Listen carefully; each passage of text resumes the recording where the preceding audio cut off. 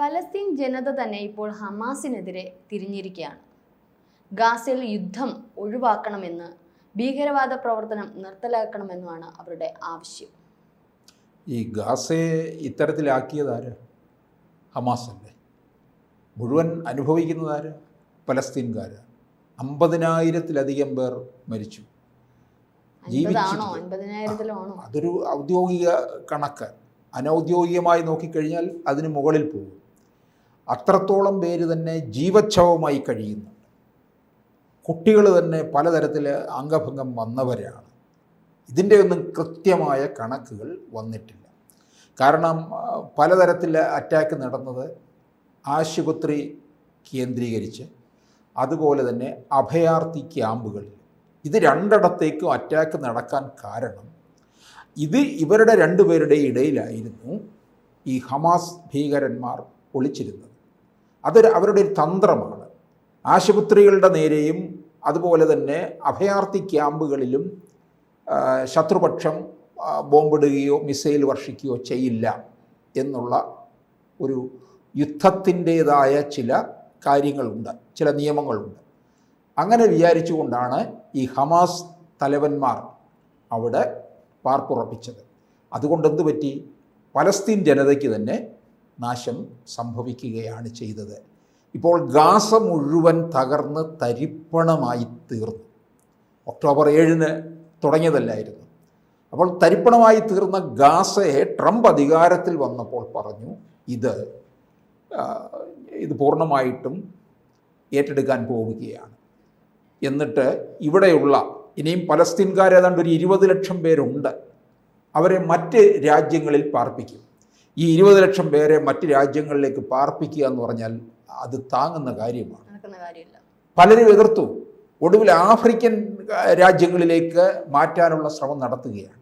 എന്നിട്ട് ഗാസയെ വിനോദസഞ്ചാര കേന്ദ്രമാക്കി മാറ്റും എന്ന് ട്രംപ് പറയുന്നു. ട്രംപ് പറയുന്നൊന്നും വിടുവായിത്തമല്ല കേട്ടോ. കാരണം അയാൾ ഒന്നാം തരം നല്ല കച്ചവടക്കാരനാണ്. എങ്ങനെ മുമ്പോട്ട് കൊണ്ടുപോകണമെന്നും അറിയാം. അതുകൊണ്ട് ശരി തന്നെയായിരിക്കും, അത് യാഥാർത്ഥ്യമാക്കും. പക്ഷേ ഇവരെ ഇവിടെ നിന്ന് ഒഴിപ്പിച്ചു കഴിഞ്ഞാൽ തിരികെ കൊണ്ടുവരുമോ ഇല്ലയോ എന്നുള്ള കാര്യത്തെക്കുറിച്ച് പറഞ്ഞിട്ടില്ല. 20 ലക്ഷം പേരെന്ന് പറഞ്ഞാൽ അത് ആലോചിക്കാൻ കൂടെ നമുക്ക് പറ്റത്തില്ല എന്നുള്ളതാണ്. അപ്പോൾ അങ്ങനെ കാരണം ഇവിടെ താമസിച്ചുകൊണ്ട് ഈ ഗാസയെ പൂർവ്വസ്ഥിതിയിൽ എത്തിക്കുക എന്ന് പറയുന്നത് ഇത്തിരി ബുദ്ധിമുട്ടുള്ള കാര്യമാണ്. UN പഠന റിപ്പോർട്ട് തന്നെ നേരത്തെ യുദ്ധസമയത്ത് പറഞ്ഞിരുന്നത് ഈ ഗാസ പൂർവ്വസ്ഥിതിയിൽ എത്തണമെങ്കിൽ 350 വർഷം വേണ്ടി വരുമെന്നുള്ളതാണ്. അങ്ങനെയുള്ള ഒരു സാഹചര്യത്തിൽ ഇവിടെ പാർപ്പുറപ്പിച്ചുകൊണ്ട് ഇതിനെ എങ്ങനെ നേരാവണ്ണം കൊണ്ടുവരാൻ കഴിയും? അതുകൊണ്ടാണ് ട്രംപ് ഇവരെ മാറ്റിക്കൊണ്ട് വളരെ വേഗത്തിൽ തന്നെ കാര്യങ്ങൾ തീർക്കുക എന്നുള്ള ഒരു പദ്ധതിയാണ് മുമ്പോട്ട് വെച്ചത്.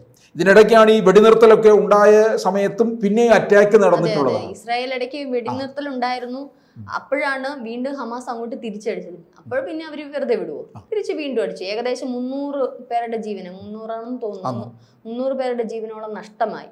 ഇപ്പോൾ പാലസ്തീൻ ജനത ഹമാസിനെ പിന്തുണച്ചിരുന്നു. പക്ഷേ ഇപ്പോൾ അവർക്ക് തന്നെ അതൊരു കുരിശായി മാറിയിരിക്കുകയാണ്. അവർ തന്നെ പറയുന്നു ഹമാസ് ഇവിടെ വേണ്ട, ഞങ്ങൾക്ക് വേണ്ട, ഇവിടെ നിന്ന് പോകണം എന്നുള്ളത്. ഈ വെടിനിർത്തൽ എന്ന് പറഞ്ഞാൽ എന്താ?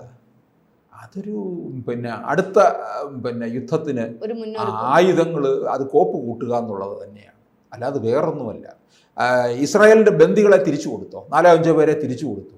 ബാക്കിയുള്ളവർ മരിച്ചില്ലേ? അവരുടെ ഡെഡ് ബോഡി കൊടുത്തോ? ഇല്ല. എവിടെ കൊടുക്കാൻ കഴിയുന്നത്? ഈ ബന്ദികൾ കൊന്നിരിക്കും എന്നുള്ളത് നമുക്കറിയാവുന്ന ഉറപ്പായിട്ടുള്ള കാര്യമാണ്. എത്ര നാളുകളായിട്ട് നിൽക്കുകയാണ്. എത്രയോ പലസ്തീൻകാർ കൊല്ലപ്പെട്ടു.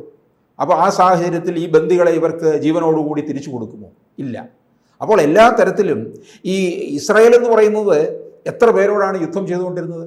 ഹമാസ്, ഹിസ്ബുള്ള, ഹൂത്തികൾ, ഇറാൻ.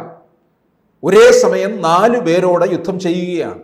ഇറാൻ ഇവരെയൊക്കെ വളർത്തുകയാണ് ചെയ്തിട്ടുള്ളത്. ഇതൊക്കെ ഭീകര സംഘടനകളാണ്, ഭീകരവാദികളാണ് ഹമാസും ഹിസ്ബുള്ളയും ഹൂത്തികളും ഒക്കെ തന്നെ. അപ്പോൾ ഈ ഇത്തരത്തിലുള്ള തീവ്രവാദികളെ എല്ലാം അമർച്ച ചെയ്യണമെന്നാണ് ട്രംപ് പറയുന്നത്. അതിനുള്ള നീക്കമാണ് നടത്തുന്നത്. ഇതിന് പിന്തുണ പലപ്പോഴും ഇന്ത്യയും പറഞ്ഞിട്ടുണ്ട്, പ്രഖ്യാപിച്ചിട്ടുണ്ട്. കാരണം ഇത്തരത്തിലുള്ള തീവ്രവാദം എല്ലാം തന്നെ, ഭീകരവാദം ലോകത്തിന് നാശമാണ് വരുത്തി തീർക്കുന്നത്. അതുകൊണ്ട് ഇല്ലാതാക്കുക എന്നുള്ളതാണ്. അപ്പോൾ ഈ പലസ്തീൻകാർക്കറിയാം, അവിടുത്തെ ജനങ്ങൾ തന്നെ ഇപ്പം മുന്നിട്ട് ഇറങ്ങിയിരിക്കുക, ഇവരൊക്കെ തന്നെ ചാവേറുകളാണ്, ഈ ഭീകരവാദികളിലുള്ളവരെല്ലാം.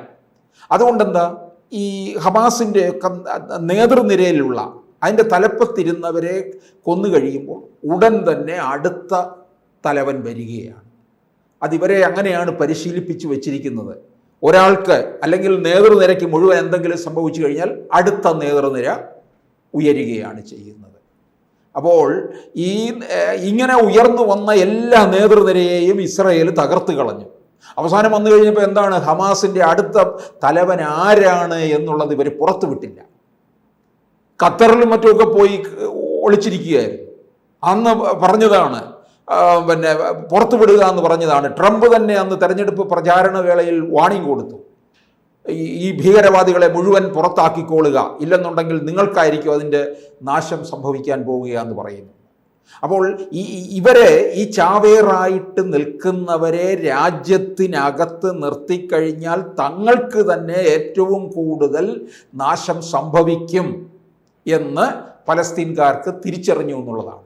ഇപ്പോൾ പാകിസ്ഥാൻ തന്നെ അവരുടെ പണി എന്താ?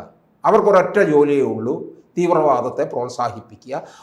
രാജ്യത്തിൻ്റെ ധനം മുഴുവൻ തീവ്രവാദത്തിന് വേണ്ടി വിനിയോഗിക്കുകയുമാണ് ചെയ്യുന്നത്.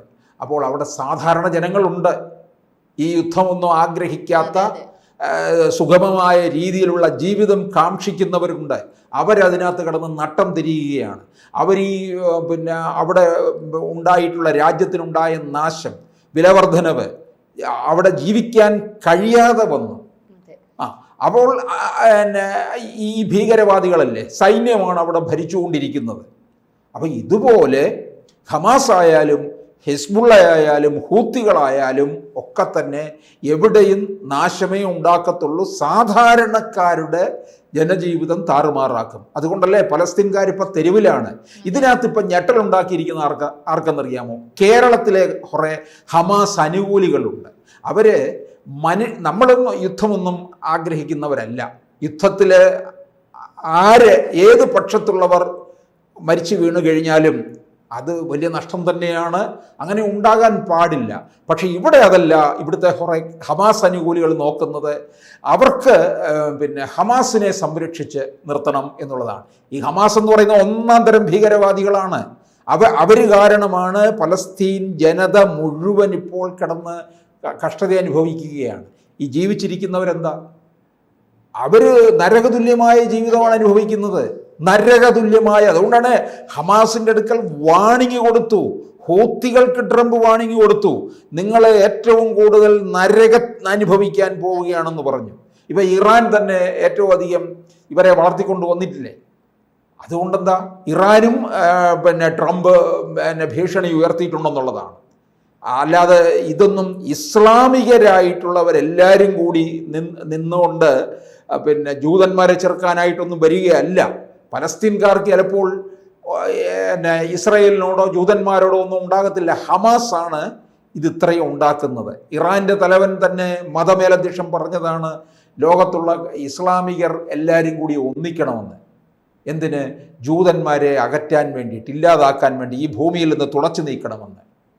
ഇസ്ലാമിക രാഷ്ട്രങ്ങളെന്ന് പറയുമ്പോൾ ഇവിടെ ഈ പിന്നെ UAEയും സൗദിയൊന്നും അതിനകത്തൊന്നും യാതൊരു താല്പര്യവും കാണിച്ചില്ല. അവർക്ക് അതിനകത്ത് യുദ്ധത്തിലേക്ക് പോകാനോ അല്ലെന്നുണ്ടെങ്കിൽ ഈ പിന്നെ പണം മുഴുവൻ യുദ്ധത്തിന് ഉപയോഗിച്ച് തീർക്കാനോ ആഗ്രഹിക്കുന്നവരല്ല. അവരവരുടെ ധനം രാജ്യത്തിൻ്റെ സമ്പൽ സമൃദ്ധിക്ക് വേണ്ടി മാത്രം കാക്ഷിക്കുന്നവരാണ്. അങ്ങനെയുള്ളവർ ഈ ഭീകരവാദികളെയോ ഭീകരവാദ പ്രവർത്തനത്തിനോ മാറ്റിവെക്കില്ല എന്നുള്ളതാണ്. അതുകൊണ്ട് പലസ്തീൻ ജനത ഉണർന്നത് നല്ലത് തന്നെയാണ്. ഇത്തരത്തിലുള്ള, എനിക്ക് തോന്നുന്നു ഇവിടെയും കുറേ ഹമാസ് അനുകൂലികളുണ്ട്. അവരെയും എതിർക്കാനായിട്ട് ഇവിടെ കുറേ പലസ്തീൻകാരെ പോലെ ചിലർ ഉണർന്ന് പ്രവർത്തിക്കേണ്ടിയിരിക്കുന്നു.